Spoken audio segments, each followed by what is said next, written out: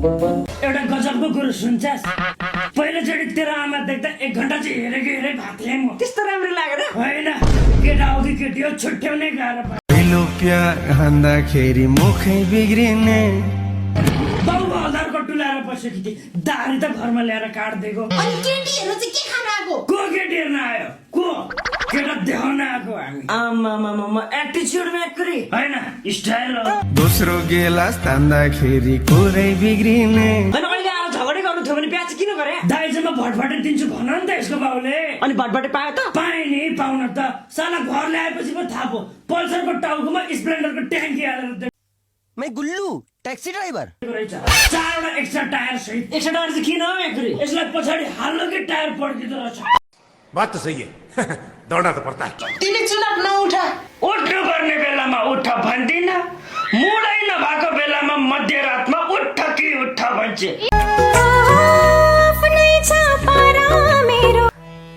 एउटा फुल दिए मैले उसले थापेन एउटा फुल दिए मैले उसले थापेन सबै फाप्यो जिन्दगीमा बुढी फापे पेन्सिलवाली ओ माई गॉड तर मलाई चित्त बुझ्दैन तपाईँ प्र्याक्टिकली चित्त बुझ्दैन एउटा तान्त्रिक हैसियतले यो म भन्न जाँदैछु किनभने अलिकति प्र्याक्टिकल हुनु पर्यो नि जय किसान बस्नेतलाई फोन गरेको मैले तपाईँले गर्न खोज्नु भएको मोबाइल व्यस्त छ अरे के चाहिँ काम गर्छ र मेरो खराब पानी छ मेरो खराब ल कानुन भनेको के हो ल सर ल भनेको चाहिँ के हो कानुन हो सर दुईटै भनेको चाहिँ के हो दुईटै एउटै हो सर दुईटै एउटै हो जाँदा जाँदै बानीपुर पुगो राम राम राम राम तौठी राख तौठ ल भन ब्युरोक्रेसी भनेको के हो ब्युरोक्रेसी भुवन केसीको दाइ या भाइ हुनुपर्छ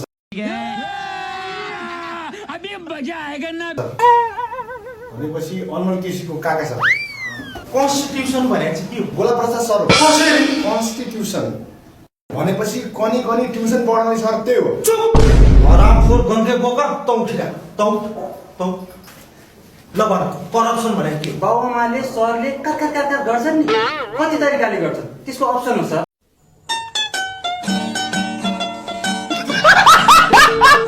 तौठ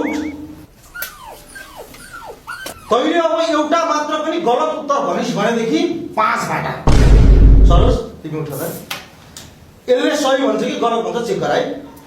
ल भन नेपालको संविधानको बारेमा 5 वटा कुरा भन नेपालको संविधान नेपालीले बनाएको हो होइन भने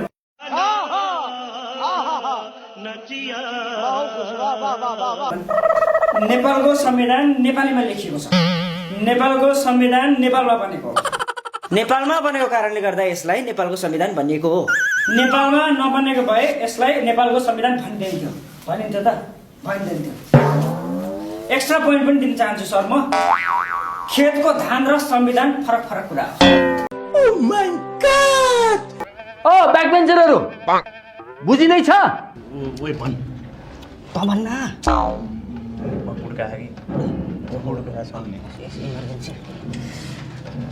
ए सर क्वेसन के थियो बुझिदैछ ब्याकबेन्चरहरु बुझिदैछ सर बुझिने नै लास्ट बेन्चबाट हो नबुझेको केही छ भने सोध अहिले हामीले पढिराखेको के हो सर बात तो सही है दौड़ना तो पड़ता है साइन्स ए साइन्स ए साइन्समा के सर फिजिक्स फिजिक्स यार तेरे फिजिक्स त नि फिजिक्समा के सर मेकानिक्स मेकानिक आज मेकानिक कार्पेन्टर डाक्टर र प्लम्बर त हिजो पढायो नि त हामीले ल सबैजनाले आफ्नो आफ्नो अगाडि कपी राख म कपी उठाउँछु र कथा पढेर सुनाउँछु है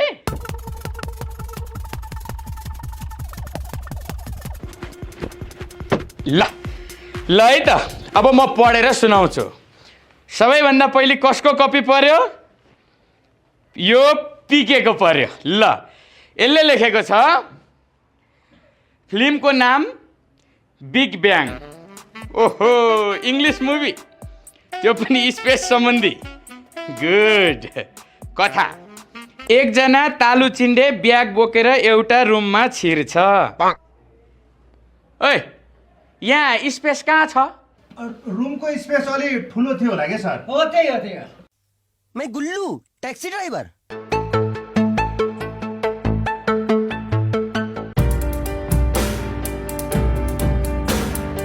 न गुड नाइट भन्छ न गुड मर्निङ भन्छ के हो माया छैन क्या हो होइन गुड नाइट नभन्दा गुड मर्निङ नभन्दा चाहिँ तिम्रो नाइट र मर्निङ चाहिँ गुड नहुने हो कि क्या हो हावा कुरा नगर है अबदेखि मैले भने बेला मेसेज गरेनौ भने नि ब्रेकअप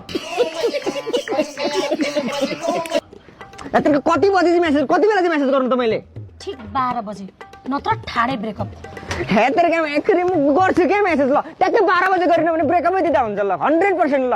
प्लिज क्या तेरो कस्तो नबुझेको क्या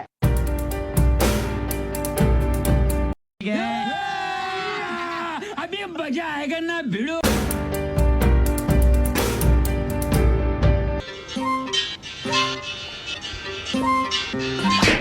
कौन है ये लोग मोबाइल चलाउँछ मोबाइल चलाउँछ 22:30 मोबाइल चलाएर बस्छ सामाजिक सद्भाव ओहो 12 बजिसक्यो के गर्ने होला यार कसरी मेसेज पठाउँथे तिमीहरू मध्ये को छौ सामाजिक सद्भाव कायम गर्न योगदान दिनेहरू सर म छु त्यस्तो म छु सर हिजो म बाटोमा जाँदै थिएँ एउटा मोबाइल भेटेँ सर यस्तै मोबाइल बाटोमा खसिरहेको थियो होइन यस्तरी खसिरहेको थियो मैले ठ्याक्क भेटेँ अनि यस्तरी मोबाइल टिपेँ सर अनि टिपिसके पछाडि यसो गरेर हेरेको लकै लगाएको रहेन रहेछ अनि मोबाइल मैले यस्तो गरेर खोलेर त्यस पछाडि बुढी लेखेर सेभ गरेको रहेछ सर नम्बर अनि त्यो बुढी लेखेको नम्बरमा ठ्याक्क राखेर मेसेज लेखेँ सर मैले के भनेर लेखेँ भने यसरी नै सर सेम यसरी नै म चाहिँ सिरुटारमा बस्छु यहाँनिर आएर आफ्नो मोबाइल लगेर जानु भनेर मैले मेसेज गरिदिएँ अनि आएर मोबाइल लगेर गयो सामाजिक सद्भाव